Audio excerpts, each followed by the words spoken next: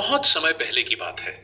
हिमालय की तराई में बसे एक छोटे से गांव कुंजवन में एक विद्वान ब्राह्मण रहते थे।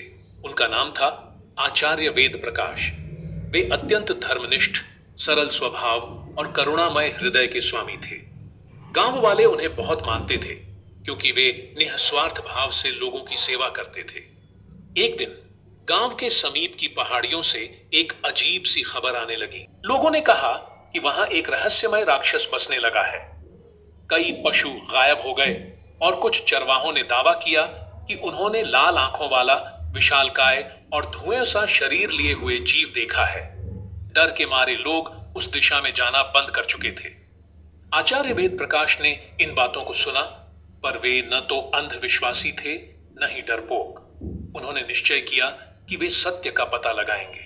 अगले दिन प्रातः ब्रह्म मुहूर्त में आचार्य वेद प्रकाश ने अपने ताम्रपात्र, जल कलश और एक पुराना ग्रंथ उठाया और पहाड़ियों की ओर निकल पड़े। जब वे जंगल की सीमा के पास पहुंचे तो वहां अजीब सन्नाटा था।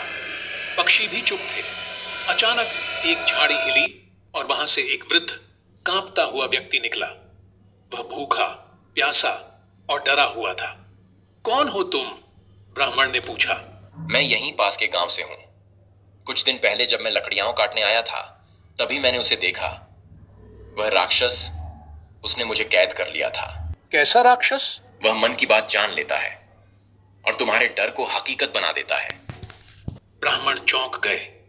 यह कोई साधारण दानव नहीं था। यह तो कोई मायावी राक्षस प्रतीत हो रहा था। जैसे जैसे वे आगे बढ़े, अचानक हवा में धुंध सी छा गई। एक गहरी गर्जना हुई और एक भयानक छाया प्रकट हुई।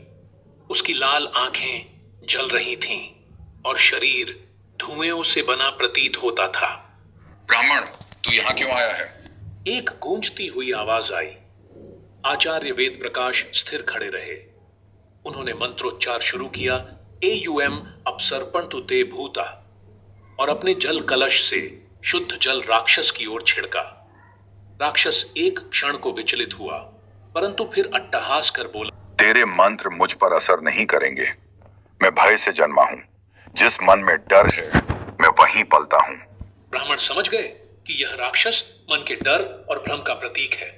उन्होंने आंखें बंद की और अपने भीतर के सभी भय को त्याग दिया। उनके मुख पर तेज छा गया। हे माया के वशीभूत जीव, मैं जानता हूं कि तू असत्य है। तू केवल मन की दुर्बलता है। राक्षस कांप उठा। उसकी आकृति धुंधली होने लगी। नहीं, ऐसा मत कर। वह चीखा। तभी अचानक राक्षस की आकृति बदल गई।